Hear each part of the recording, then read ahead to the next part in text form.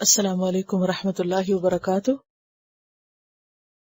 نحمده ونصلی علی رسولہ الکریم اما بعد فاعوذ باللہ من الشیطان الرجیم بسم اللہ الرحمن الرحیم رب اشرح لی صدری ویسر لی امری واحلل عقدۃ من لسانی یفقہوا قولی۔ سبق نمبر 151، آیت نمبر 9 سے 26 تک، لیسن نمبر 151، آیت 9 to 26۔ ام حسبت، یا تم سمجھتے ہو، گمان کرتے ہو۔ ام کا لفظ کئی معنوں میں استعمال ہوتا ہے، یا، کیا، خواہ، بلکہ، اور دو طرح سے آتا ہے، کبھی متصل اور کبھی منقطع۔ متصل کا کیا معنی ہوتا ہے؟ جوڑ دیتا ہے دو چیزوں کو، اور کبھی ان کو الگ الگ کر دیتا ہے۔ اور ویسے ام جو ہے یہ حرف ہے، اور حرف عطف کہتے ہیں اس کو، عین طیفے۔ کون سا حرف؟ حرف عطف۔ کہیں پیچھے پڑھا ہو آپ کو یاد ہو، ام یقولون افتراہ، یا سواء علیہم اانذرتہم ام لم تنذرہم۔ تو ام خواہ، لیکن صرف خواہ نہیں بلکہ یا کے معنوں میں بھی استعمال ہوتا ہے اور سوالیہ بھی استعمال ہوتا ہے۔ تو یہاں اگر ہم اس کو لیں ام حسبت، یا تم سمجھتے ہو تو بھی ٹھیک ہے، یا پھر کیا تم سمجھتے ہو، تو یہاں کیا استفہام ہے اور استفہام بھی انکاری ہے، یعنی یہ نہیں سمجھنا چاہیے۔ انا کہ بے شک، اصحاب الکہفی، اصحاب کہف، کہف والے، اور کہف کا کیا معنی ہوتا ہے؟ وسیع غار۔ والرقیمی، اور اصحاب الرقیم۔ رقیم کا لفظ رے قاف میم سے ہے۔ رقم کرنے کا معنی ہوتا ہے لکھنا۔ کتاب مرقوم سورۃ مطففین میں آتا ہے، لکھی ہوئی کتاب۔ اردو میں بھی یہ لفظ استعمال ہوتا ہے، یہ چیز رقم کر دی، تاریخ رقم کر دی۔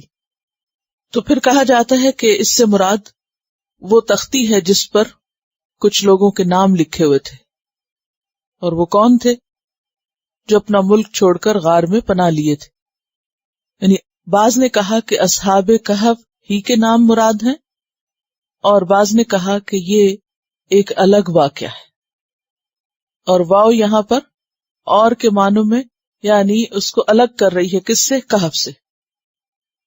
تو کیا تم سمجھتے ہو کہ اصحاب کہف اور اصحاب رقیم کانو وہ تھے، من آیاتنا عجبا، ہماری نشانیوں میں سے عجیب، یعنی عجیب نشانیوں میں سے، حیران کن چیزوں میں سے۔ تو گویا یہاں پر بعض مفسرین نے اصحاب الکہف اور اصحاب الرقیم دونوں کو ایک ہی گروہ سمجھا ہے، اور بعض نے کیا کہا؟ یہ الگ الگ دو واقعات ہیں۔ بہرحال اصل واقعہ جو ان آیات میں بیان ہو رہا ہے وہ ایک مخصوص واقعہ ہے جو اصحاب کہف کا ہے۔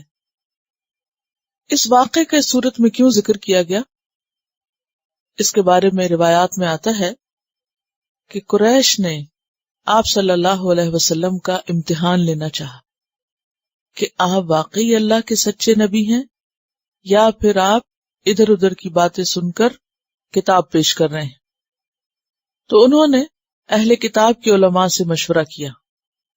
کس نے؟ قریش نے۔ اور کہا کہ آپ اپنی کتابوں میں سے کچھ ایسے واقعات ہمیں بتائیں جن کا اہل مکہ کو ذکر نہیں، اور محمد صلی اللہ علیہ وسلم کو بھی ان کا نہیں پتا۔ تو ہم جا کر آپ سے ان کے بارے میں پوچھیں گے، اگر تو آپ اللہ کے سچے نبی ہوئے تو آپ بتا دیں گے ہمیں، اور اگر نہیں ہوئے تو بات سامنے آ جائے گی، آپ کا جھوٹ کھل جائے گا کہ آپ نے جھوٹا دعویٰ کیا ہوا ہے۔ تو اللہ سبحانہ وتعالی نے وحی کے ذریعے واقعات کو کھول کر بیان کر دیا۔ اب اصحاب کہف کا واقعہ، اس کی تفصیل کیا ہے؟ وہ واقعہ اذ، جب، یعنی یاد کرو وہ وقت جب، اوا، پناہ لی، اسی سے لفظ مأوا ہے، کسی جگہ نزول کرنا، ٹھکانہ بنانا، پناہ حاصل کرنا. یہ لفظ پیچھے بھی گزر چکا ہے. کہاں؟ مأواہم جہنم. اور نوح علیہ السلام کے بیٹے نے کہا تھا سآوی الی جبل یعصمنی من الماء. تو یہ جگہ دینے اور ٹھکانہ بنانے اور کہیں وارد ہونے یا نازل ہونے کے معنی میں آتا ہے. اذ اول فتیۃ، جب پناہ لی چند نوجوانوں نے. فتیہ فتن کی جمع ہے. فتح کہتے ہیں ایسے نوجوان کو جو اپنے جسمانی اعتبار سے اور سمجھ کے اعتبار سے بہت پختہ ہو چکا ہو، یعنی بھرپور جوانی جسے کہا جاتا ہے. تو اس اول فتیۃ، جب پناہ لی چند جوانوں نے، کہاں؟ الی الکہف، غار کی طرف. اور ان کا کتا بھی ان کے ساتھ تھا جس کا آگے ذکر آئے گا. فقالو، تو انہوں نے کہا، دعا مانگی. کیا؟ ربنا، اے ہمارے رب، آتنا، دے ہم کو، عطا کر ہم کو، من لدن کا، اپنے پاس سے، رحمتن، رحمت، ہمیں اپنے پاس سے رحمت عطا کر. یہاں رحمت سے مراد صحیح رستے کی ہدایت، گناہوں کی مغفرت، رزق. یا رب تو ہمیں بھلائیاں نصیب کر. وہیئ لنا، اور مہیا کر ہمارے لیے. ہیئ کا لفظ جو ہے یہ حمزہ سے ہے، اسی سے لفظ ہیئت نکلا ہے. ہیئت کہتے ہیں کسی چیز کی حالت کو، شکل و صورت کو، اور اسی سے ہمارا اردو کا لفظ مہیا کرنا ہے. وہیئ لنا، اور عطا کر ہمارے لیے، من امرنا، ہمارے معاملات میں، یعنی تمام معاملات زندگی کے جو ہیں، جو ہمارے حالات ہیں اب. رشدا، رہنمائی. رشد، رشد اور رشاد ایک ہی روٹ سے تینوں مصدر ہیں. رشد، رشد اور رشاد معنی ہے ہدایت یاب ہونا. اور یہاں ہمیں رشد عطا کر، یعنی ہمیں راہ دکھا، ہم راہ پائیں، ہماری رہنمائی کر. جو کام اس وقت ہمیں کرنا چاہیے ہم وہی کریں. بعض روایات میں یہ آتا ہے کہ روم کے ایک شہر افسوس میں کچھ نوجوان تھے جو عقیدہ توحید پر قائم تھے، جبکہ ان کا بادشاہ جس کا نام روایات میں دقیانوس آتا ہے، اور شاید وہاں سے ہی دقیانوسی خیالات مشہور ہوئے. دقیانوس زبردستی لوگوں کو شرک کی طرف دعوت دیتا اور شرک پر آمادہ کرتا، اور اگر کوئی اس کی بات نہ مانتا تو وہ بہت سخت ظلم ڈھاتا. اور یہ بھی روایت میں آتا ہے کہ یہ نوجوان اس وقت کے جو بڑے بڑے لوگ تھے، ان کے ینگسٹرز تھے، بچے تھے جو دین پر اور صحیح دین پر جم چکے تھے. باقی لوگ جیسے بچے ہیں یا بوڑھے ہیں وہ تو کسی نہ کسی طرح بادشاہ کی باتوں میں آ جاتے، لیکن یہ نوجوان جو انتہائی سمجھدار تھے اور مضبوط عقیدے کے مالک تھے، یہ سننے کو تیار نہیں تھے بادشاہ کی بات. تو انہوں نے ایک طرح سے بادشاہ کے عقیدے سے بغاوت کی. اب اس بغاوت کے ساتھ ان کے لیے اس شہر میں رہنا بہت مشکل تھا، کیونکہ انہیں اپنی جان کا خطرہ تھا. ایسے میں یہ منصوبہ بنا رہے تھے کہ ہم شہر سے باہر کہیں اور چلے جاتے ہیں، لیکن کہاں جائیں، کہاں رہیں، کیسے چھپیں، پھر کھائیں گے کہاں سے. جیسے کسی بھی ایسے شخص کو کہ جو کہیں اپنے ملک یا وطن یا شہر یا اپنے لوگوں سے نکل کر کہیں اور جا رہا ہو تو اس کے دل میں طرح طرح کے گمان اور وسوسے آتے. ایسے موقع پر جس شخص کے اندر واقعی اللہ سے محبت اور اللہ سے گہرا تعلق ہو، وہ بندوں کی طرف نہیں دیکھتا بلکہ وہ اللہ کی طرف دیکھتا ہے. اس لیے انہوں نے دعا مانگی اللہ سے. کیا؟ ربنا آتنا من لدنک رحمہ، اللہ تو ہمیں اپنے پاس سے رحمت دے، ہمارے حالات تو درست کر، ہماری تو رہنمائی کر، ہمیں تو تھام لے. ومن یعتصم باللہ فقد ہدی الی صراط مستقیم، جو اللہ کو مضبوط پکڑ لیتا ہے وہ سیدھا رستہ پا لیتا ہے. آتنا من لدنک رحمہ وہیئ لنا من امرنا رشدا.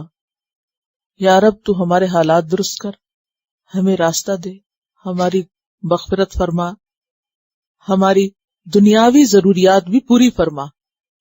کیونکہ ظاہر ہے کہ اگر وہ کہیں نکل کے دور دراز جاتے ہیں تو پھر رہنے کا، کھانے پینے کا کیا انتظام ہوگا. تو انہوں نے اللہ پہ توکل کیا اور اللہ پہ بھروسہ کیا. اور اس جملے میں خاص طور پر من لدنک کا لفظ جو ہے یہ بہت خوبصورت ہے. صرف یہ نہیں کہا کہ ربنا آتنا رحمتا وہیئ لنا من امرنا رشدا، بلکہ کیا کہا؟ من لدنک. اسی طرح کی ایک دعا حضرت ابوبکر رضی اللہ تعالی عنہ کو حضور صلی اللہ علیہ وسلم نے سکھائی تھی. ایک مرتبہ انہوں نے آپ سے سوال کیا کہ آپ مجھے ایسی دعا سکھائیے جسے میں اپنی نماز میں پڑھا کروں. تو آپ نے ان کو دعا سکھائی، اللہم انی ظلمت نفسی ظلما کثیرا ولا یغفر الذنوب الا انت فاغفر لی مغفرۃ من عندک وارحمنی انک انت الغفور الرحیم. تو اس دعا میں بھی من عندک اور یہاں بھی من لدنک، تیری رحمت چاہیے اور تیری بخشش چاہیے. تو یہ ایک مان بھی ہے نا اپنے رب پر ان کا، اور بھرپور توکل اور پورا یقین کہ تیرے پاس سارے خزانے، تو کر سکتا ہے، تو ہی کر، مجھے کسی اور کی طرف نہیں جانا، تیرے ہی پاس آنا ہے. تو اللہ نے ان کو اپنی پناہ میں لے لیا اور ان کو بہترین ٹھکانہ دیا، سونے کی جگہ بھی دے دی اور اسی طرح حفاظت کا انتظام بھی کر دیا اور باقی ضروریات بھی ان کی پوری کر دی.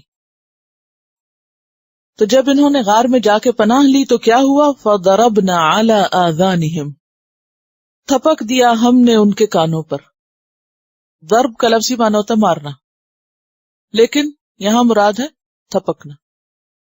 جیسے مائیں بچوں کو سلاتے وقت کیا کرتی، کانوں کے پاس یا سر کے پاس تھپکیاں دیتی، اس سے کیا ہوتا ہے وہ جلدی سو جاتے ہیں. فَضَرَبْنَا عَلَىٰ آذَانِهِمْ، تو ہم نے ان کے کانوں پر مارا، یعنی تھپکی ماری یا ایسا پردہ ڈالا کہ وہ سو گئے. فی الکہف، غار میں، سنین عددا، کئی سال. سنین سنت ان کی جمع ہے اور عددا یعنی معدود، گنے ہوئے، گنتی کے کئی سال، یعنی بہت سے سال وہاں وہ سوئے رہے. آیت 25 میں اسی صورت کی آتا ہے وَلَبِثُوا فِي كَهْفِهِمْ 300 سنین وازدادوا 9. وہ کئی سال کتنے تھے؟ 309. اور وہ ٹھہرے اپنے غار میں 300 سال اور بڑھا لیے انہوں نے 9، یعنی 309 تقریباً. اب ایک رات کے بعد بھی انسان سو کے اٹھتا ہے تو اسے بھوک لگی ہوتی ہے یا زیادہ نہیں سو سکتا، ایک لمٹ ہوتی ہے سونے کی، لیکن اللہ تعالیٰ نے ان کو گہری نیند سلا دیا، ایسی نیند کہ جس میں کسی شور ہنگامے کا اور کسی دنیا کی مصیبت کا کچھ علم نہیں تھا، نہ کوئی آواز آتی تھی. آپ دیکھیے ایک کچی نیند ہوتی ہے نا کہ جس میں آپ آوازیں سنتے رہتے ہیں، چاہے آپ ماں نے سمجھے یا نہ، لیکن آپ کو سب پتہ چلتا رہتا ہے، کس نے دروازہ کھولا، کون اندر آیا، کون باہر گیا، کوئی گاڑی گزری باہر سے، کیا ہوا کیا نہیں، وہ سب پتہ چلتا رہتا ہے. لیکن یہاں کیا ہے، ہم نے ایسا سلایا کہ ان کو کچھ بھی پتہ نہیں تھا، بالکل کٹ آف کر دیا، یعنی گہری نیند سلا دیا. اور پھر وہ 300 سال تک سوئے رہے. ہے نا حیرت کی بات. تو اللہ تعالیٰ فرماتے ہیں ام حسبت ان اصحاب الکہف والرقیم کانوا من آیاتنا عجبا. یہ ہاں ہے حیرت کی بات، لیکن اس سے زیادہ حیرت کی بات ہے کہ اللہ نے یہ آسمان بنایا اور زمین بنائی اور زمین پر طرح طرح کی زینت کی چیزیں بنائی اور پھر ان سب کو ایک دن ختم کر کے خاک کر دے گا. تو جو رب وہ سب کر سکتا ہے، وہ رب یہ نہیں کر سکتا کہ کچھ لوگوں کو 300 سال تک سلا کے پھر اٹھا دے. سوال کے انداز میں بات اس لیے شروع کی گئی یا یہ انداز اس لیے اختیار کیا گیا کہ بہت سے لوگ اس قسم کے واقعات کو سن اور پڑھ کر مانتے نہیں، ان کی عقل میں نہیں سماتا، کیونکہ وہ عقل پرست لوگ ہوتے ہیں. وہ کہتے ہیں یہ کیسے پاسبل، کہ ممکن ہی نہیں کہ کوئی شخص اتنا سو سکے. کہ کیسے نہیں سو سکتا اللہ جس کو چاہے سلائے جس کو چاہے اٹھائے. ثم بعثناہم، پھر ہم نے ان کو اٹھا دیا. بعث بے عین ثا لفظی معنی ہوتا ہے حرکت دینا، تحریک، ہلا دینا، ہلا کے اٹھا دینا. نیند سے بھی اور موت سے بھی دونوں طرح استعمال ہوتا ہے یہ لفظ. اور کہاں پڑھا آپ نے؟ بہت جگہ پڑھا نا یہ لفظ. جیسے قرآن پاک میں وہ نیند کے بعد اٹھنے کے لیے آتا ہے نا، سورۃ الانعام آیت 60 میں آتا ہے وَهُوَ الَّذِي يَتَوَفَّاكُمْ بِاللَّيْلِ وَيَعْلَمُ مَا جَرَحْتُمْ بِالنَّهَارِ ثُمَّ يَبْعَثُكُمْ فِيهِ لِيُقْضَىٰ أَجَلٌ مُّسَمًّى. تو نیند کے بعد اٹھانے کے لیے لفظ قرآن پاک میں استعمال ہوتا ہے.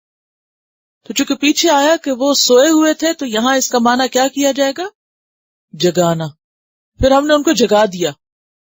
موت کے بعد اٹھنے کے لیے بھی بعثت کا لفظ آتا ہے والبعث بعد الموت، لیکن یہاں پر جگانے کے معنوں میں آیا کیونکہ قرآن میں یہ لفظ جگانے کے لیے بھی آتا ہے. ثم بعثناہم، پھر ہم نے ان کو نیند سے جگا دیا 300 سال بعد. لنعلم، تاکہ ہم جان لیں. اللہ تو سب کچھ جانتا ہے ویسے ہی، تو یہاں کیسا جاننا؟ یعنی مشاہدہ یا وہ چیز وقوع میں آ جائے. ای الحزبین، کون سا دو گروہوں میں سے. حزبین کس کا تسنیہ ہے؟ حزب کا، جماعت، فرقہ. کون سا دو گروہوں میں سے احسا خوب گننے والا ہے. لما واسطے اس کے جو لبثو وہ ٹھہرے، امدا بلحاظ مدت، یعنی ان کی مدت کو کون زیادہ جاننے والا ہے صحیح طور پر. اب یہ حزبین کون تھے؟ یہ دو گروہ کون تھے جن کا آپس میں جھگڑا تھا اور ان میں سے کون زیادہ صحیح بات کر رہا تھا؟ اس کے بارے میں کئی آراء کا اظہار کیا گیا ہے. نمبر 1 یہ کہ یہ کہف والے اور جس شہر میں یہ اٹھ کے گئے تھے شہر والے تھے. یعنی کہف والے ایک بات کر رہے تھے اور جو بستی والے تھے جس میں یہ جاگ کے اٹھے تھے وہ دوسری بات کر رہے تھے. ایک کچھ کہہ رہا تھا اور دوسرا کچھ اور کہہ رہا تھا. پھر یہ بھی کہا گیا کہ یہ جھگڑا بستی والوں کے بیچ میں ہی تھا. بستی والوں میں دو گروہ بن گئے تھے، ایک اہل ایمان کا تھا اور ایک دوسرا تھا. تو وہ آپس میں اس بات پہ جھگڑ رہے تھے کہ کون کتنا ٹھہرا. تیسری رائے یہ بھی ظاہر کی گئی ہے کہ یہ اصحاب کہف ہی تھے اور ان کے آپس میں دو گروہ بن گئے تھے. ایک کہتا تھا اتنا ٹھہرے اور دوسرا کہتا تھا اتنا ٹھہرے. فرمایا پھر ہم نے ان کو اٹھا کھڑا کیا. لنعلم، تاکہ ہم جانیں. ای الحزبین، دو گروہوں میں سے کون سا احسا خوب گننے والا ہے. کس کو؟ لما لبسو، اس مدت کو جو وہ ٹھہرے. امدا مدت کے اعتبار سے، یعنی مدت کا صحیح شمار ان میں سے کون کر سکتا ہے. ہم یہ دیکھنا چاہتے ہیں. نحن نقص، اصل میں ان کا جی اٹھنا اور پھر اس میں یہ جاننا اور پھر اس میں جھگڑا ہونا، کیا یہ واقعی اتنی اہم بات تھی کہ جس میں لوگ جھگڑ رہے تھے کہ یہ کتنا سوئے اور کتنا نہیں سوئے. تو بات یہ ہے کہ یہ بھی روایات میں آتا ہے کہ جس وقت وہ دوبارہ سو کر اٹھے اس وقت وہ دقیانوس تو مرمر آ چکا تھا، اور اس کے بعد اس کا وہ شرک کا جو طور طریقہ تھا وہ بھی ختم ہو گیا. لوگ عقیدہ توحید پر تھے، ایک طرح سے اس وقت کے مسلمان تھے. یہ واقعہ کہا جاتا ہے کہ عیسیٰ علیہ السلام کے تقریباً 250 سال بعد پیش آیا. یہ سب انداز ہیں، اصل علم اللہ ہی کے پاس ہے، لیکن جو تاریخ میں لکھا ہے وہی بتا رہی ہوں آپ کو.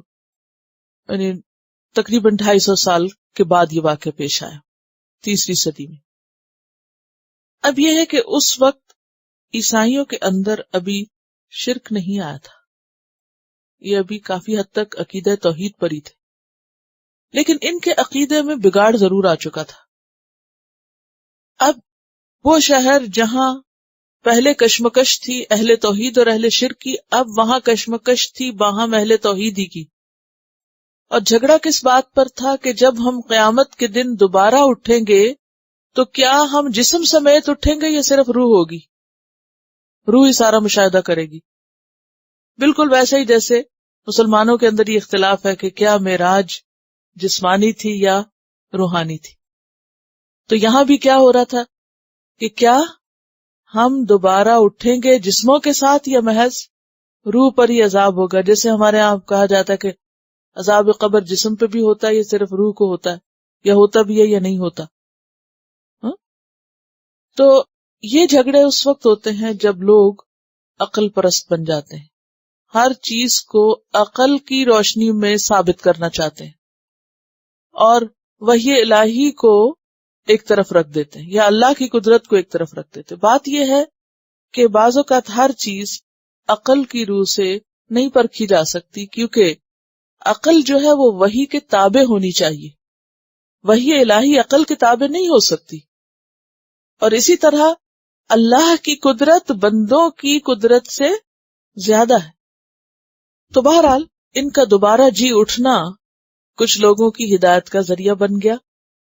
کیا کہ اللہ تعالی کئی سو سال کے بعد اگر دنیا میں جسم سمیت ان کو اٹھا سکتا ہے تو قیامت کے دن سب انسانوں کو جسم سمیت اٹھائے گا.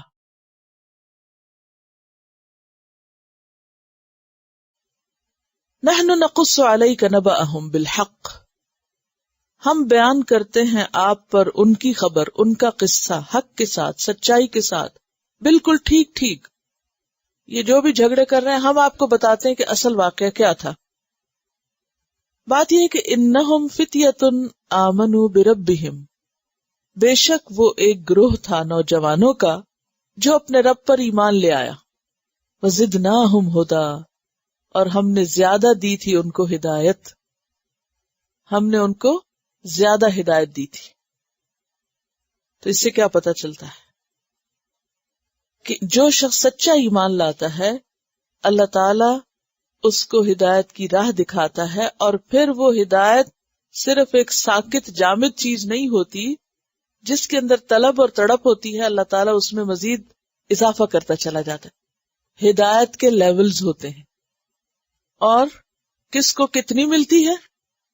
جتنی جس کے اندر طلب ہوتی ہے, جتنا شوق ہوتا ہے, جتنا کوئی آگے جانا چاہتا ہے. تو انہم فتیۃ آمنوا بربہم, اور یہاں ایمان میں ان کا توکل, ان کا عزم اور ارادے کا اظہار, وہ سب کچھ. تو اللہ نے بھی ان کو راستہ دکھا دیا.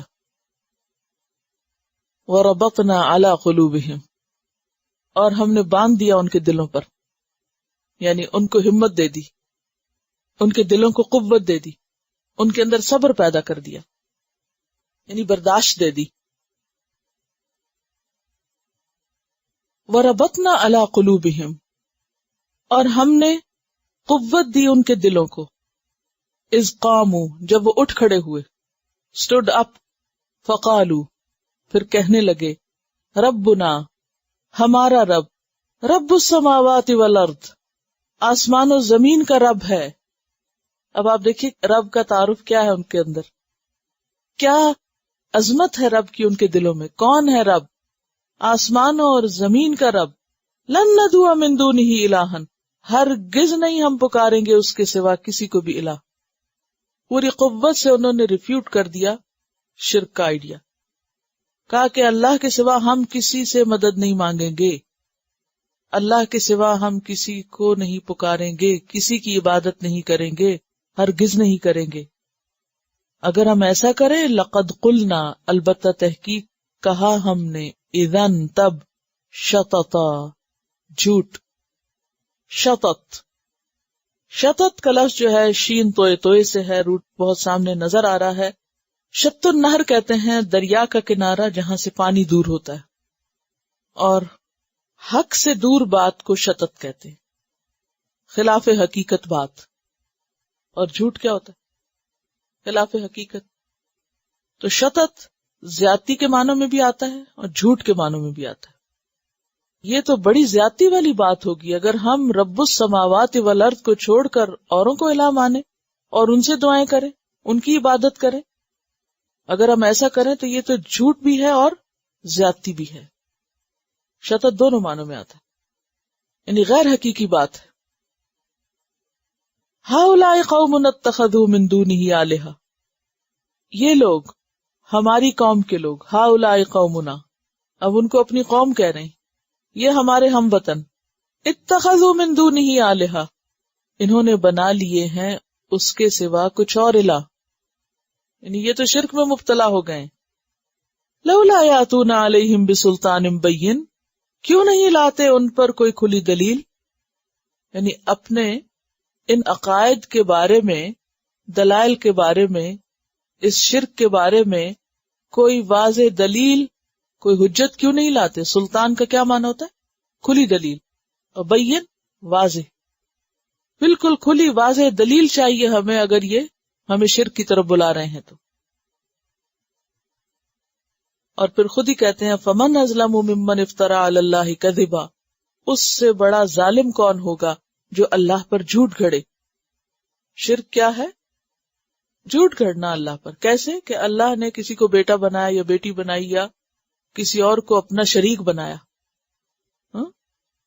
یہ اپنی قوم سے خطاب کر رہے ہیں، یہ اپنی قوم سے کہہ رہے ہیں ہؤلاء قوم اتخذوا من دونہ آلہۃ لولا یاتون علیہم بسلطان بین فمن اظلم ممن افترى علی اللہ کذبا وَإِذِ اعْتَزَلْتُمُوهُمْ، اور جب تم نے چھوڑ دیا ان کو، وَإِذِ اعْتَزَلْتُمُوهُمْ، اور جب تم نے کنارہ کر لیا ان سے. عین زے لام عزل، عزل کا مطلب ہوتا ہے الگ ہونا.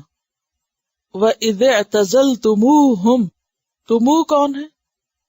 یہ خود لوگ ہیں، غار والے، یعنی یہ جو نکل رہے تھے وہ آپس میں بات کر رہے ہیں، ایک گروہ دوسرے کو سمجھا رہا ہے.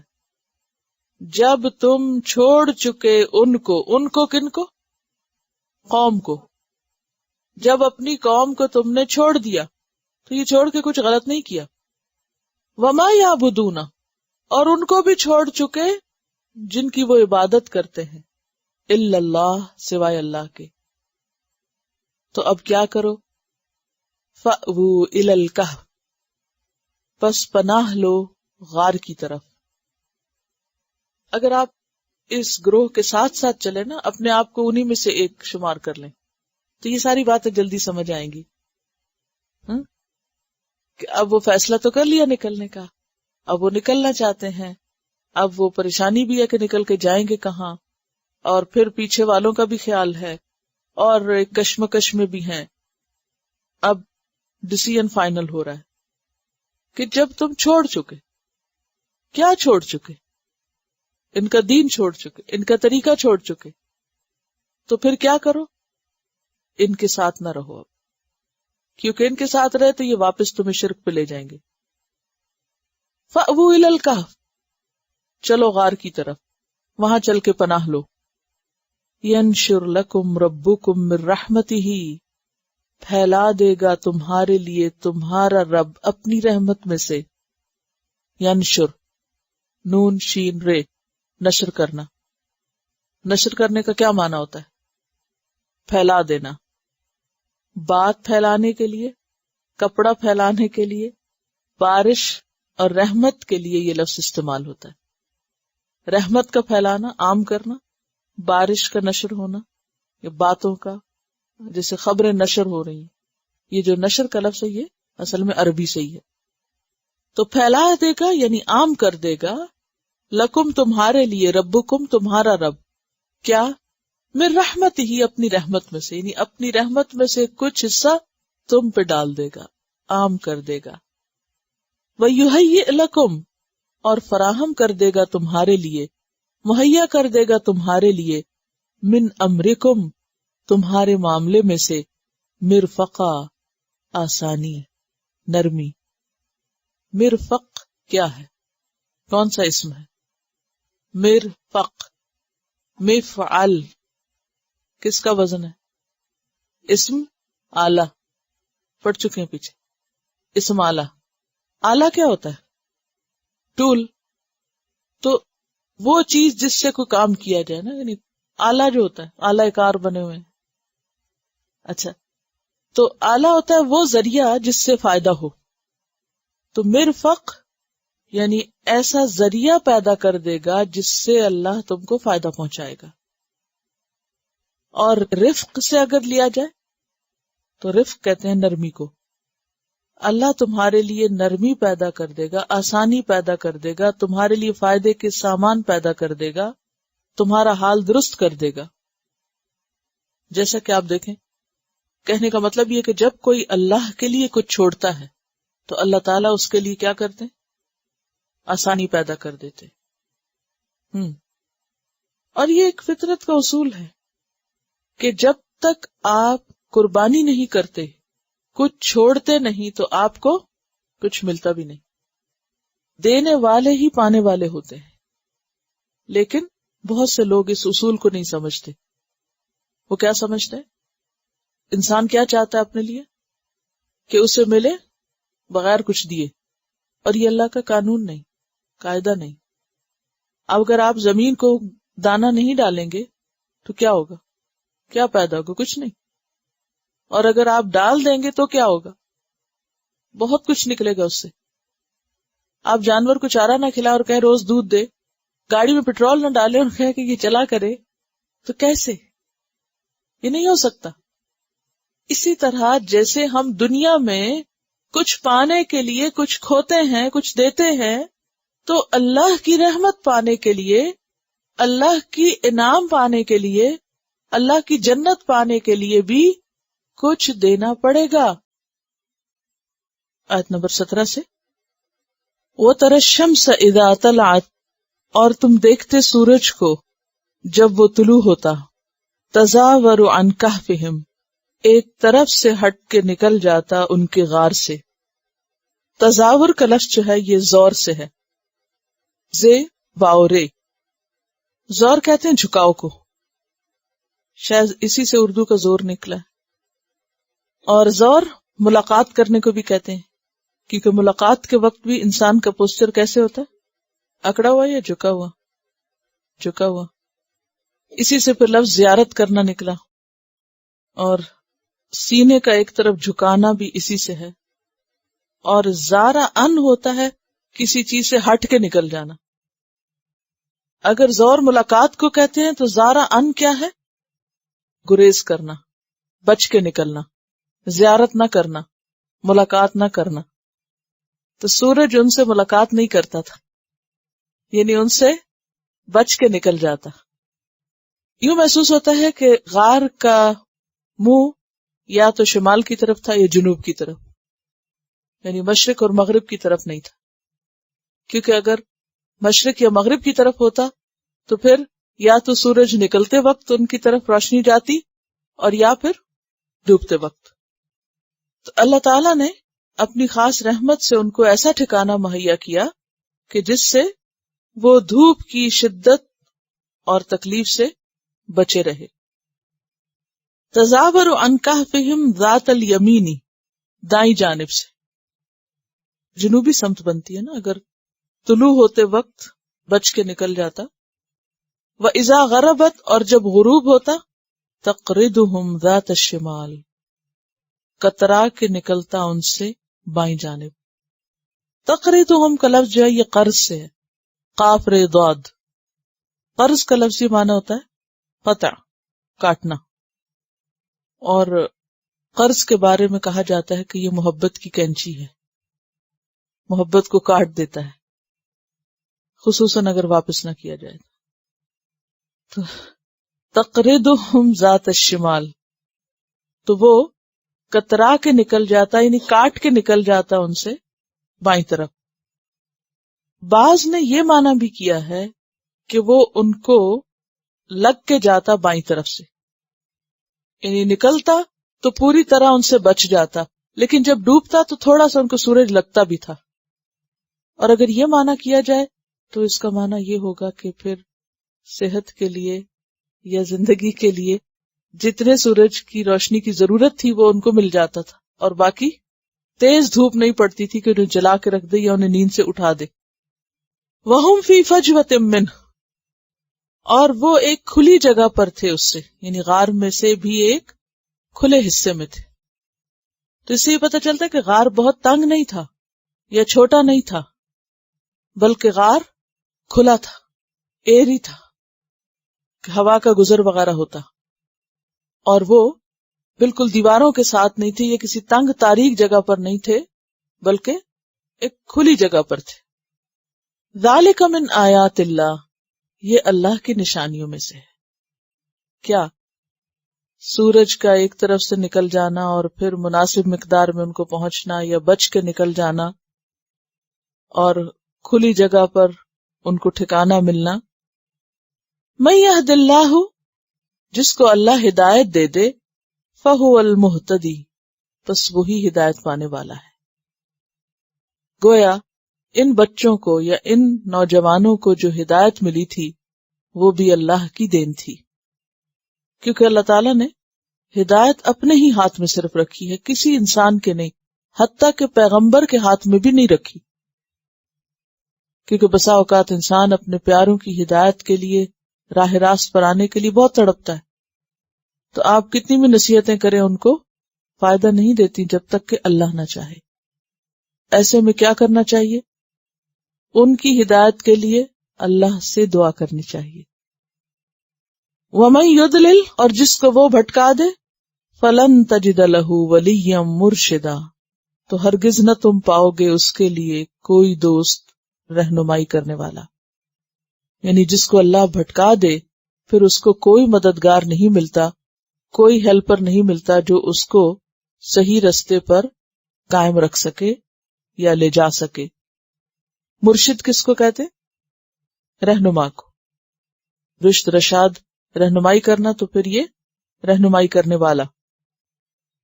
المائدہ 41 میں اللہ تعالیٰ فرماتے ہیں وَمَن يُرِدِ اللَّهُ فِتْنَتَهُ، اور جس کو اللہ آزمانے کا ارادہ کر لیتا ہے یا بھٹکانے کا، فَلَن تَمْلِكَ لَهُ مِنَ اللَّهِ شَيْئًا، تو تم ہرگز بھی اللہ سے کسی چیز کے مالک نہیں ہوتے، یعنی اس کے لیے یا اس کی ہدایت کے لیے یا اس کو سیدھے رستے پہ لانے کے لیے تم کچھ نہیں کر سکتے۔ وَتَحْسَبُهُمْ أَيْقَاظًا، اور تم خیال کرتے ان کو کہ جاگ رہے ہیں۔ ایقاظ یقظ کی جمع ہے، یا قاف زوئے یقظ، یعنی اگر تم وہاں جاتے اور غار کے دروازے پہ یا دہانے پہ کھڑے ہو کر دیکھتے تو تم سمجھتے کہ یہ کچھ لوگ لیٹے ہوئے ہیں اور یہ جاگ رہے ہیں۔ وَهُمْ رُقُودٌ، حالانکہ وہ سوئے ہوئے تھے۔ رقود راقد کی جمع ہے۔ وَنُقَلِّبُهُمْ، اور ہم ان کو کروٹ دلوا رہے تھے۔ نقلب، قلب یقلب، تقلیب کا مطلب ہوتا ہے الٹ پلٹ کرنا۔ ہم ان کو الٹ پلٹ کر رہے تھے یعنی کروٹ دلوا رہے تھے۔ ذات الیمین و ذات الشمال، دائیں جانب اور بائیں جانب۔ پہلے کس کا ذکر آیا؟ دائیں جانب کو، اور پھر بائیں جانب۔ اور یہ بھی اللہ کی بڑی رحمت ہے کہ انسان سوتے ہوئے بعض اوقات اس کو ہوش بھی نہیں ہوتی اور وہ دائیں جانب اور بائیں جانب کروٹ لے لیتا ہے، کیونکہ اگر ساری رات ایک ہی کروٹ پہ لیٹا رہے تو اس کے لیے صبح اٹھنا مشکل ہو جائے۔ اسی لیے کوئی شخص کتنا بھی بیمار ہو، کمزور ہو، بوڑھا ہو، اور اگر وہ خود نہ کروٹ لے سکتا ہو تو اس کی مدد کی جاتی ہے کروٹ لینے میں۔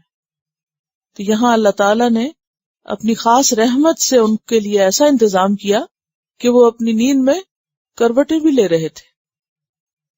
وَكَلْبُهُمْ بَاسِطٌ ذِرَاعَيْهِ بِالْوَصِيدِ، اور ان کا کتا باسطن دراز کیے ہوئے تھا، پھیلائے ہوئے تھا، ذراعیہ اپنے دونوں بازو، بالوسید دہلیز پر۔ وسید کا لفظ وسد سے نکلا ہے، واو صاد دال۔ وسدہ کہتے ہیں بند کرنے کو، اسی سے ہے مؤصدہ۔ کہاں آتا ہے؟ علیہم نار مؤصدہ، کیا مطلب کرتے ہیں آپ؟ ان پر آگ ہے باندھ کی ہوئی، ٹھیک ہے نا؟ تو وسدہ کا معنی ہوتا ہے بند کرنا۔ تو دروازے کی جو دہلیز ہوتی ہے اس کو بھی وسید کہتے ہیں، کیونکہ وہاں اس کی وجہ سے کیا ہوتا ہے؟ دروازہ بند ہوتا ہے یا اس جگہ پر بند ہوتا ہے۔ لو اطلعت علیہم، اگر تم ان پر اطلاع پاتے، اگر تم ان کو دیکھتے، لولیت منہم فرارا، البتہ تم منہ پھیر لیتے ان سے دوڑ کر، فرار حاصل کر کے، بھاگ کر۔ یعنی کچھ لوگ جو سوئے ہوئے تھے، بظاہر وہ لیٹے ہوئے تھے، لیکن اللہ تعالیٰ نے اس ماحول میں ایک ایسی کیفیت بھی رکھی ہوئی تھی کہ کوئی شخص وہاں ٹھہر نہیں سکتا تھا. اگر تم وہاں جاتے تو فوراً بھاگ نکلتے. لولیتا، ولّا یولی کا معنی تھا منہ موڑنا، اور فرار فیرے سے اردو میں بھی فرار کا لفظ استعمال ہوتا. تم منہ موڑ کے بھاگ جاتے، یعنی وہاں رہ نہ سکتے، ٹک نہ سکتے. یہ دراصل اللہ تعالیٰ نے انتظام کیا ہوا تھا ان کی حفاظت کے لیے کہ کوئی ان تک پہنچ نہ پائے.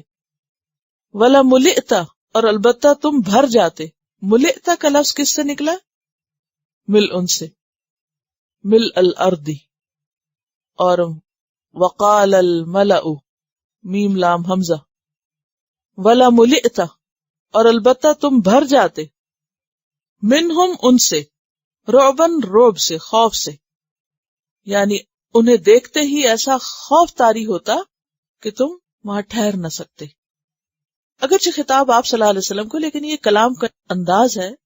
جیسے کوئی کہانی بتائی جاتی ہے، کسی سے بات کی جاتی ہے، تو ایک بہت ہی جاندار انداز میں قصہ سنایا جا رہا ہے.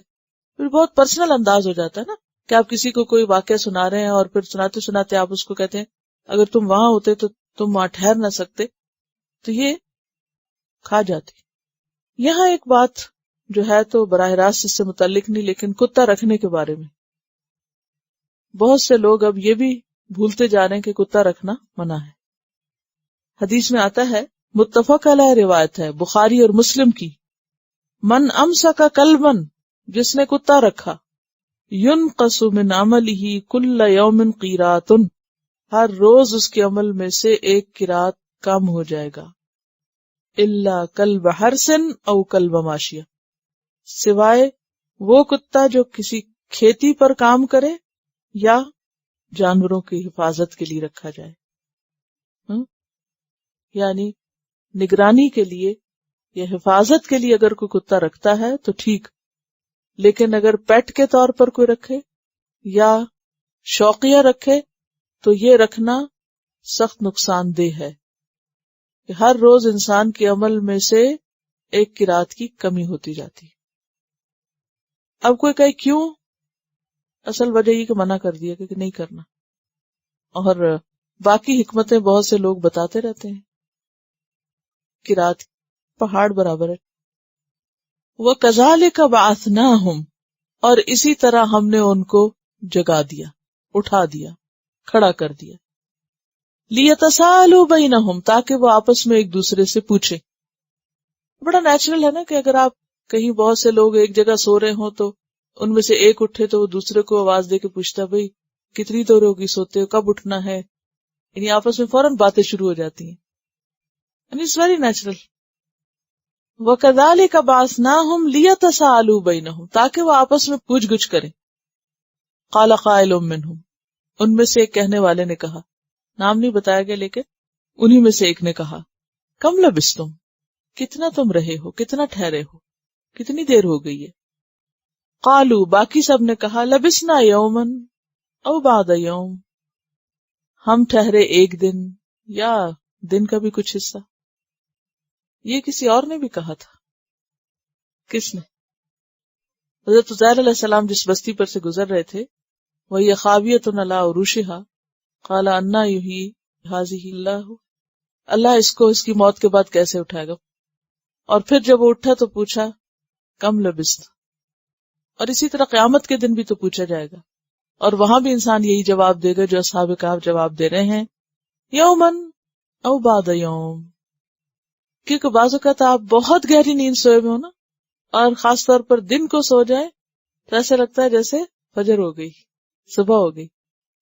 اور اگر آپ رات کو سوئے ہوئے ہوں تو پتہ نہیں چلتا کہ کتنا ٹائم گزر گیا. فوراً پہلا کام کیا کرتے ہیں اٹھتے ہی؟ آپ گھڑی دیکھتے ہیں. تو وہاں انہوں نے بھی اٹھ کے ایک دوسرے سے پوچھنا شروع کیا کہ بھئی کتنی دیر ہو گئی. انہوں نے کہا کہ بس ایک دن یا دن کا کچھ حصہ. قالو، کہنے لگے کچھ اور، یہ آپس کی باتیں نا. دوسرے کہنے لگے ربکم اعلم بما لبستم، تمہارا رب خوب جانتا ہے وہ زیادہ بہتر جانتا ہے جتنا تم ٹھہرے. یہ کیوں کہا انہوں نے؟ بجائے اس کے کہ وہ ایک اور بات کہتے نہیں میرا خیال ہے کہ 2 دن ہو گئے، اور تیسرا کہتا نہیں 4 ہو گئے، تو فوراً انہوں نے قصہ پاک کیا. یعنی اہل ایمان کا طریقہ پتہ چل رہا ہے کہ وہ لایانی اور بیکار قسم کی باتوں میں بحثیں نہیں کرتے جس کا کوئی نتیجہ نہ نکلنے والا ہو. اب اگر یہ اس بات کو لمبا کرتے بھی کیا ہوتا؟ ایک اپنی رائے دیتا، دوسرا اپنا تبصرہ کرتا، تیسرا کچھ اور کہتا، وہ اس کو جھٹلاتا، اور بعض اوقات اسی قسم کی بیکار باتوں سے اچھے بھلے جھگڑے شروع ہو جاتے ہیں. تو مومن کو کیا تلقین کی گئی کہ ان اللہ کرہ لکم، اللہ نے تمہارے لیے ناپسند کیا ہے 3 چیزوں کو، اور اس میں ایک ہے قیل و قال. یہ کہا گیا، اس نے کہا، اور ایک کچھ کہے دوسرا کچھ کہے، ایک اس کو جھٹلائے دوسرا اس کو رگے دے. یہ چیزیں فائدہ مند نہیں، بیکار کی بحثیں. قالوا لبسنا یوما او بعد یوم قالوا ربکم اعلم بما لبستم. چھوڑو اس بات کو، اللہ کو پتا ہے جو بھی تم ٹھہرے ہو. فبعثوا، کام کی بات کرو، بھوک لگی ہے، بھیجو احدکم، اپنے میں سے کسی ایک کو بھیجو، بورقکم، اپنے چاندی کے سکے کے ساتھ، یعنی اپنی کرنسی، پیسے دے کے بھیجو. ورق کہتے ہیں چاندی کے سکے کو. ہاذہ، اس، یہ پیسے دے کے بھیجو، الی المدینتی، شہر کی طرف. تو اس سے پتہ ہی چلتا ہے کہ یہ غار شہر سے باہر تھی. فلینظر، بس چاہیے کہ وہ دیکھے، جو بھی جائے وہ دیکھے. کیا دیکھے؟ ایہا، کون سا، اس کا، کس کا؟ بستی کا. اس بستی میں سے کون سا ازکا، سب سے زیادہ ستھرا ہے. ازکا کا لفظ زکات سے ہے، سب سے زیادہ پاکیزہ ہے، صاف ستھرا ہے. کس میں؟ طعامن، کھانے میں. یہ کیوں کہا انہوں نے کہ جاؤ کھانا لاؤ، اور کھانا وہاں سے لانا جس کا کھانا سب سے زیادہ صاف ہو، سب سے زیادہ اچھا ہو. مومن. بات یہ ہے کہ آپ کو یاد ہوگا کہ سورۃ البقرہ جب آپ نے شروع کی تھی تو سب سے پہلا حکم جو آیا تھا وہ کیا تھا؟ طیب اور حلال کھاؤ، پاکیزہ چیزیں کھاؤ، کیونکہ زندگی کھانے کے بغیر گزرتی نہیں. کوئی شخص کھائے بغیر جی نہیں سکتا، اور کھانا انسان کی صحت پر، انسان کے کاموں پر اثر انداز ہوتا ہے، حتیٰ کہ انسان کی عبادات پر بھی اثر انداز ہوتا ہے، کارکردگی پر بھی. اگر انسان صحیح کھانا نہیں کھاتا، کچا کھاتا ہے یا جلا ہوا کھاتا ہے یا گندا کھاتا ہے یا بے دھیانی میں پکا ہوا، یا وہ چیزیں کھاتا ہے جو اس کو سوٹ نہیں کرتی، تو نتیجہ کیا ہوتا ہے؟ انسان بیمار پڑتا ہے، سست ہو جاتا ہے. اور جب سست رہے گا، بیمار رہے گا، تو زندگی ضائع کرے گا. تو زندگی گزارنے کی یہ کلید ہے درست کھانا. اور اس میں آپ دیکھیے کہ خاص طور پر ازکا کا لفظ جو ہے صفائی کے لحاظ سے بھی ہے. قرآن پاک میں اللہ تعالیٰ نے پیغمبروں کو بھی حکم دیا خاص طور پر، یا ایھا الرسل کلوا من الطیبات واعملوا صالحا. اے رسولو، پاکیزہ چیزوں میں سے کھاؤ، عمدہ چیزوں میں سے کھاؤ اور نیک عمل کرو. پہلے کھانے کی بات ہے، پھر کام کی بات، اور پھر صاف ستھرا کھانے کی بات. اور سورۃ البقرہ میں یا ایھا الذین آمنوا کلوا من طیبات ما رزقناکم واشکروا للہ ان کنتم ایاہ تعبدون. اے لوگو جو ایمان لائے، کھاؤ پاکیزہ چیزوں میں سے جو ہم نے تم کو رزق دی، اور اللہ کا شکر ادا کرو اگر تم اسی کی عبادت کرتے ہو. وہاں وَاعْمَلُوا صَالِحًا کی بات ہے، یہاں تعبدون کی بات ہے. تو اس سے کیا پتہ چلتا ہے کہ کھانے اور عبادت کا براہ راست تعلق ہے. اور زکوٰۃ کا لفظ پاک کرنے اور صاف کرنے کے معنوں میں اور جگہ پر بھی قرآن پاک میں استعمال ہوئے، جیسے قد افلح من زکاہا، اور اسی طرح قد افلح من تزکا. تو تزکیہ جو ہے یہ کامیابی کی کنجی ہے، خواہ وہ صفائی جسم کی ہو، روح کی ہو، کھانے کی ہو، اخلاق کی ہو، کسی بھی چیز کی.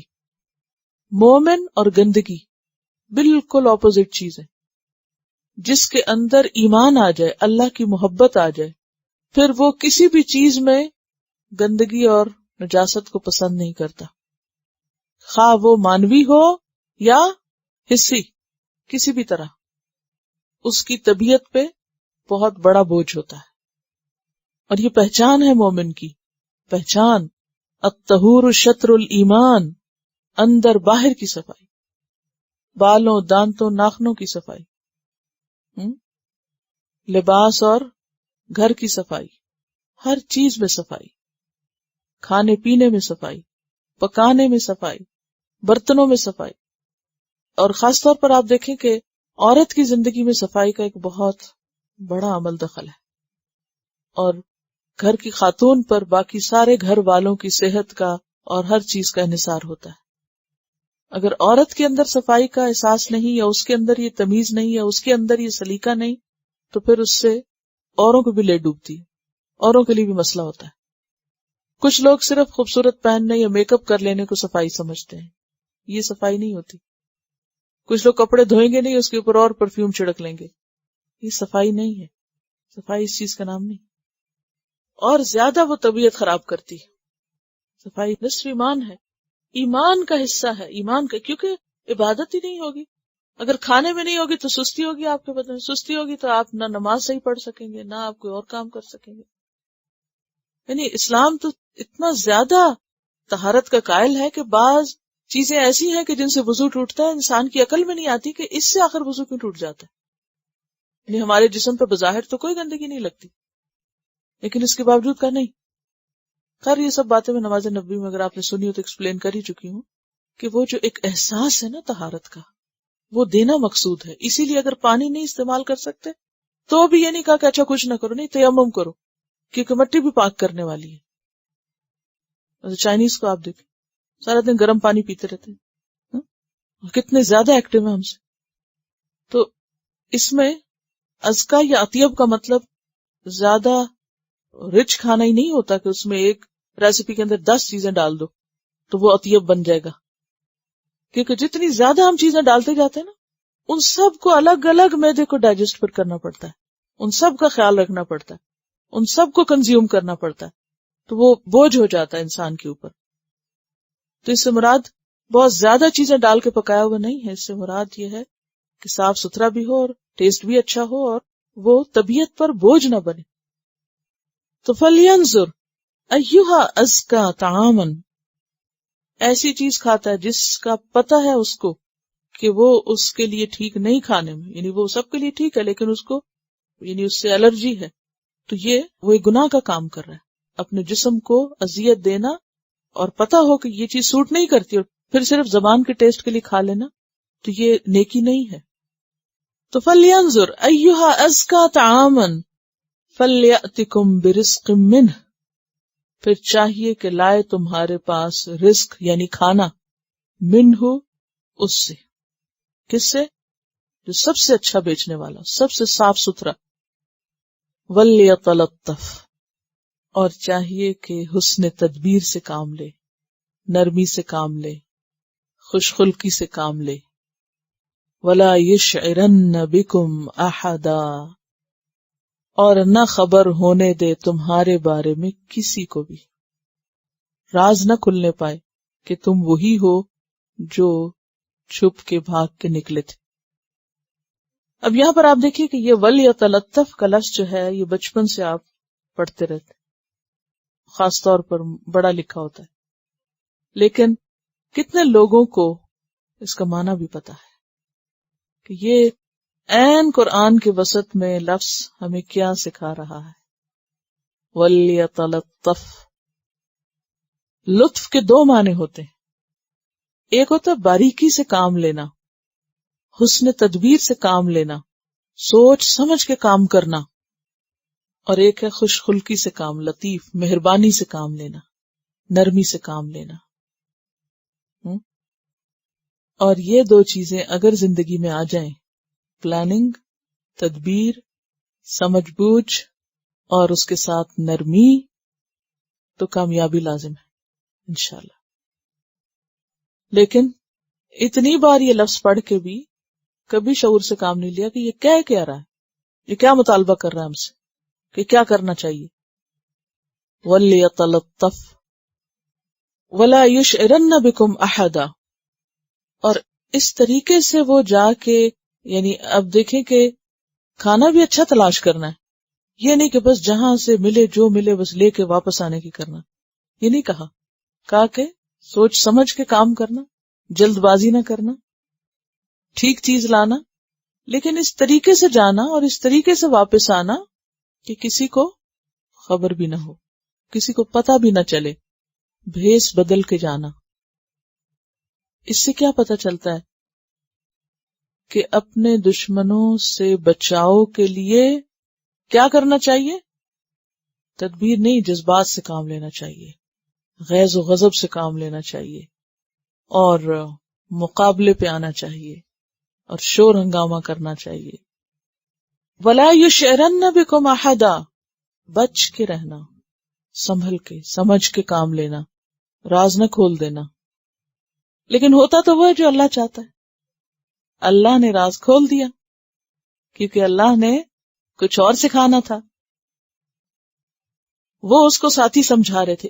انہم ان یظہروا علیکم، بے شک وہ اگر وہ تمہاری خبر پا لیں گے، تم پہ دسترس حاصل کر لیں گے، یرجموکم، تو تم کو سنگسار کر دیں گے. وہ کون؟ تمہارے دشمن، قوم کے لوگ. اگر انہیں تمہارا پتہ چل گیا کہ تم رہ کہاں رہے ہو، چھپے ہوئے کہاں ہو، اور انہوں نے آ کے تم کو پکڑ لیا، گرفتار کر لیا. ظاہر علی کا مطلب ہوتا ہے کسی پہ غالب آنا. تظاہرون علیہم بالاسم والعدوان، جو پہلے پارے میں پڑھا تھا آپ نے. یعنی اگر وہ تمہاری خبر پا لیں گے، یرجموکم، تو وہ تم کو سنگسار کر دیں گے. سنگسار کرنے کا کیا مطلب ہوتا ہے؟ پتھر مار کے ہلاک کر دیں گے. تو اس سے یہ پتہ چلتا ہے کہ اس بستی یا اس شہر کے لوگوں میں جو کسی کو سزا دینے کا طریقہ تھا وہ سٹوننگ تھی، سٹوننگ ٹو ڈیتھ، کہ وہ تم کو مار ڈالیں گے. او یعیدوکم، یا پھر دوسری آپشن کیا ہے تمہارے پاس، اگر مرنا نہیں چاہتے تو وہ لوٹا لائیں گے تم کو، فی ملتہم، اپنی ملت میں، اپنے طریقے میں، اپنے دین میں. وہ تم کو اپنے طریقے پر زبردستی جبرن لے آئیں گے. تو تیسرا رستہ انہوں نے اختیار کیا تھا. پہلے دو کیا تھے؟ یا تو یہ دین قبول کر لو یا مرنے کے لیے تیار ہو جاؤ. اور تیسرا کیا ہے؟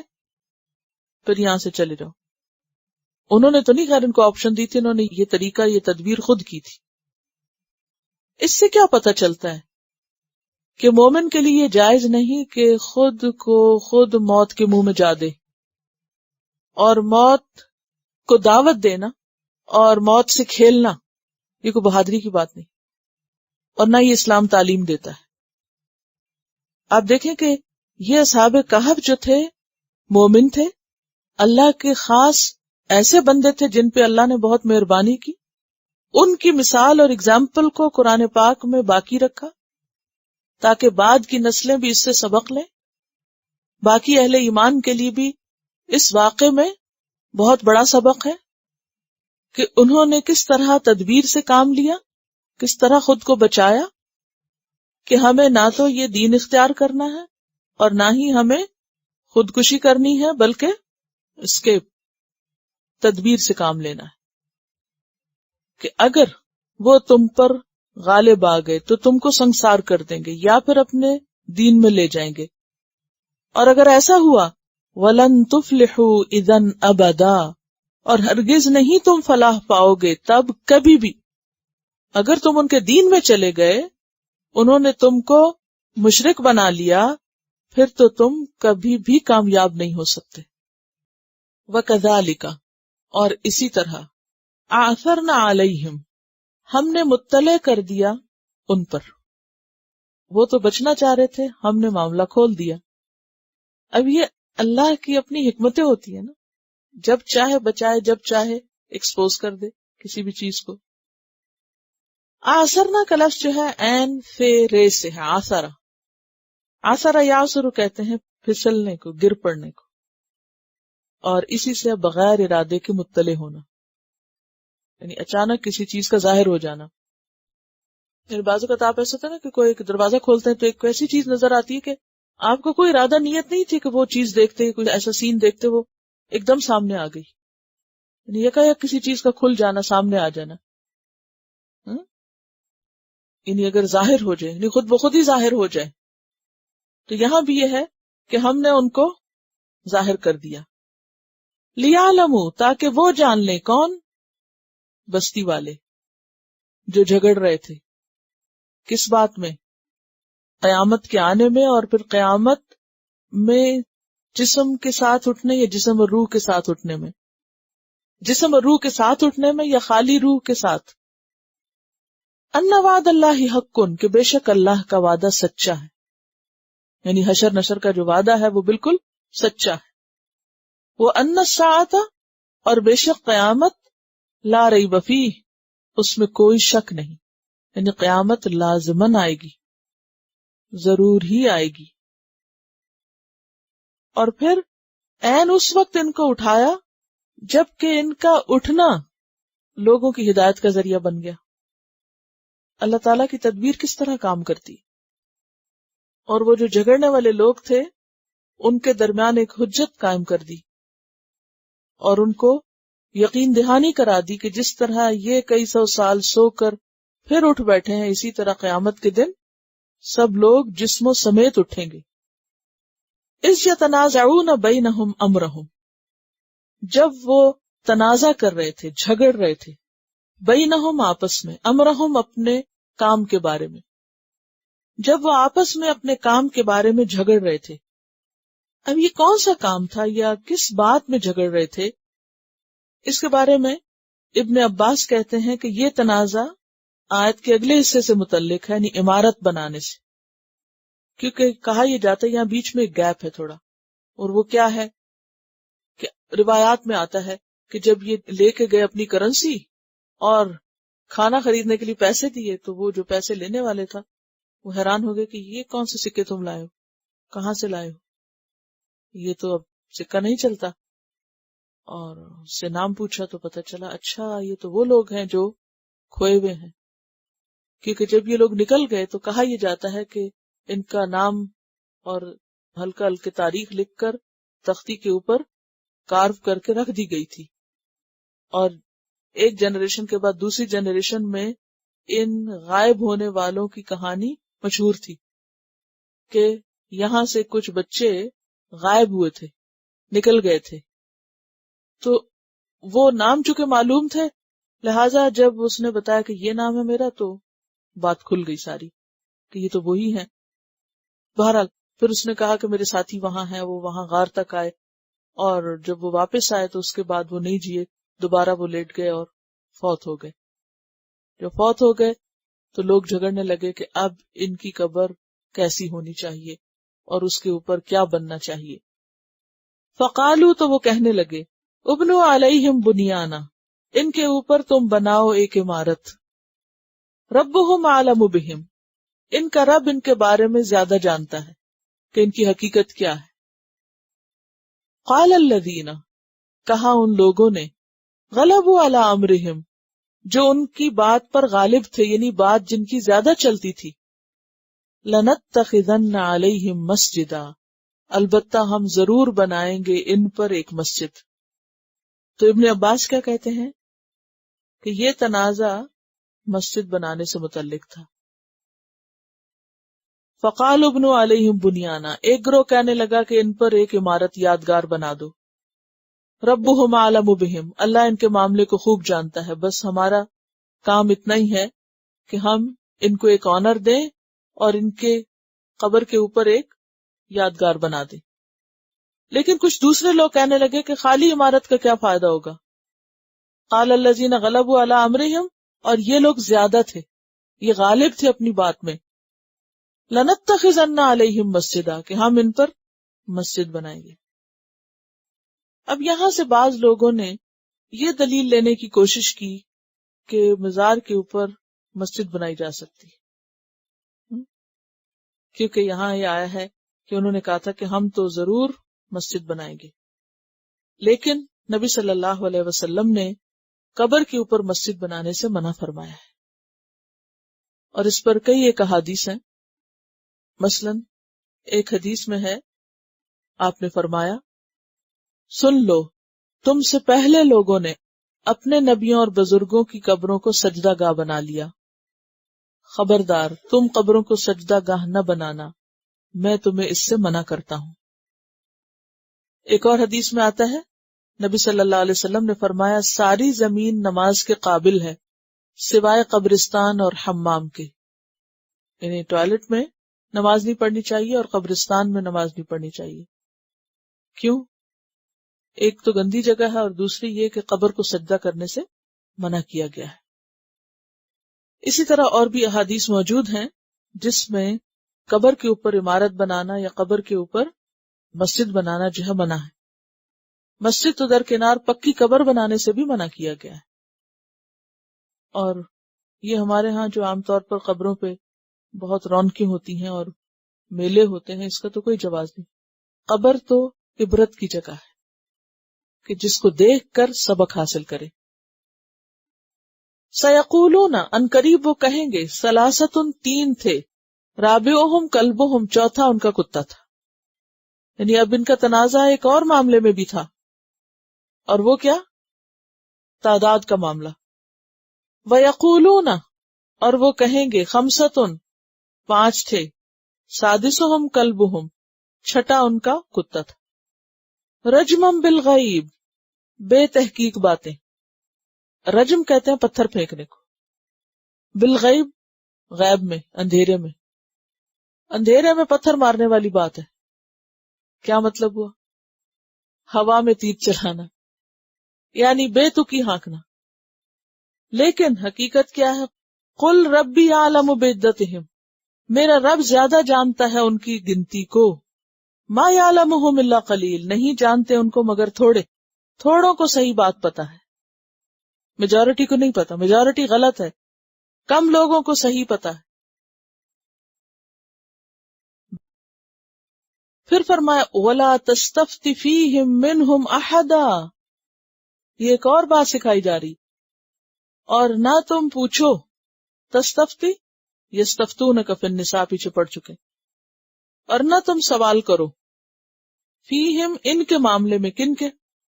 اصحاب کہف کے معاملے میں، منہم ان سے، اہل کتاب سے، احدا کسی ایک سے بھی، ان کے بارے میں آپ ان میں سے کسی ایک سے کچھ بھی نہ پوچھیں، چیپٹر کلوز کر دیں۔ یہاں سے یہ پتہ چلتا ہے کہ ہر ایک سے فتویٰ نہیں لینے بیٹھ جانا چاہیے، اور ہر ایک سے مسئلے پوچھنے نہیں لگ جانا چاہیے، اور ہر ایک سے بحثیں نہیں کرنی چاہیے۔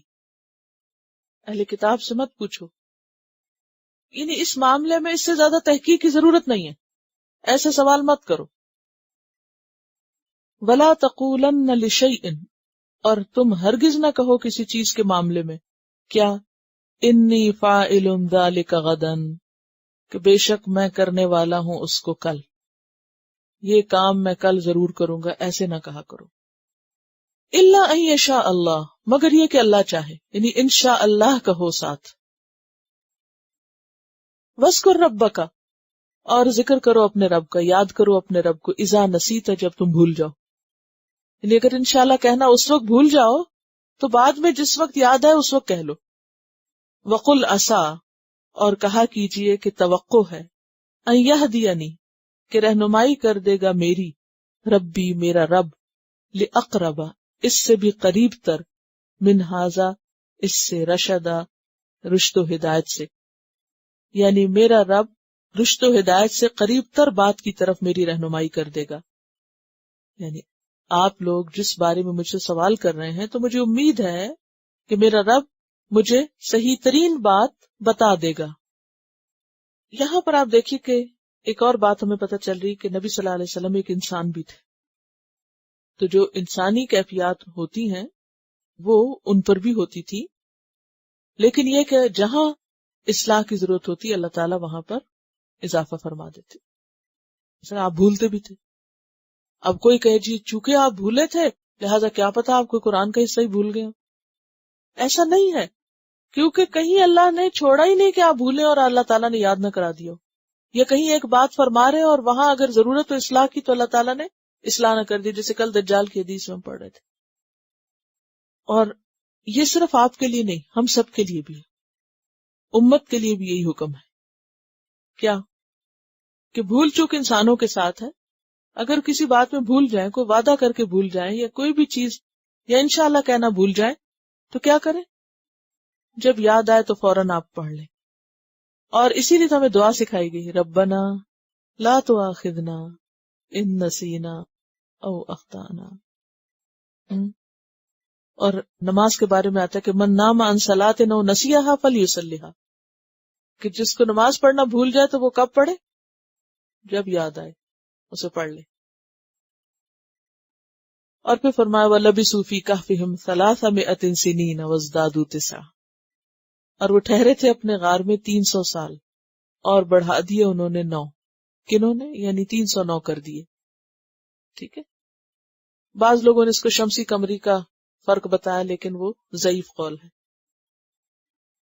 قُلِ اللَّهُ أَعْلَمُ، کہہ دیجئے اللہ زیادہ جانتا ہے، بما لبثوا، جتنا وہ ٹھہرے.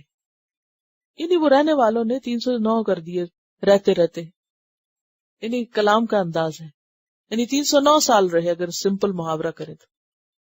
کیونکہ انسان تو نہیں بڑھا سکتا، نہ اپنی زندگی کو، نہ اپنے کسی کام کے وقت کو، مدت کو. یعنی انہوں نے بڑھا دیے، مراد یہ کہ اتنی دیر رہے. قل اللہ عالم، کہہ دیجیے اللہ زیادہ جانتا ہے، بما لبثوا، جو بھی وہ ٹھہرے.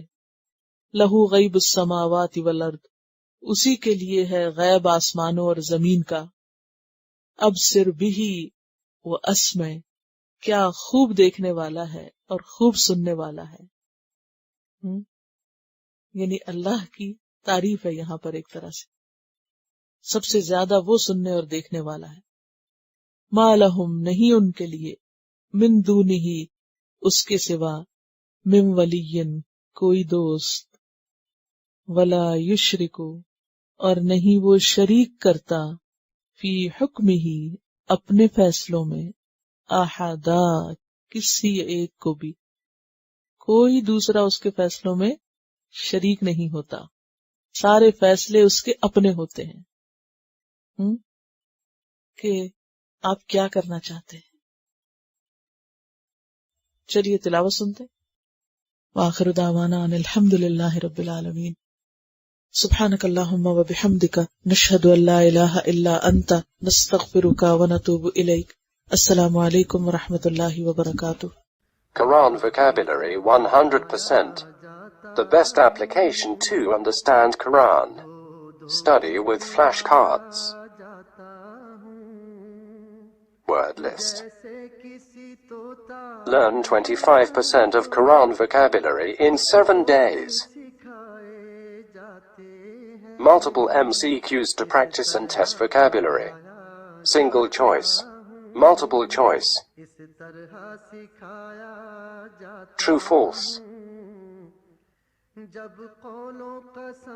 Bookmark difficult words. Study wrongly answer words. Test your skills. 12 essential grammar lessons at Learn Quranic Grammar. You can select number of word to study from bookmarks. Select number of times wrongly answered words for study. Test your skills with multiple choice flashcard, true, false, matching words and single choice MCQs. Grammar lessons are available in PDF format. Native Quranic and Urdu fonts. Available at Google Play and Apple App Stores. Download it today to contribute in the Islamic Apps Development Project. Quran vocabulary 100% in Urdu. Visit smartappsweb.com.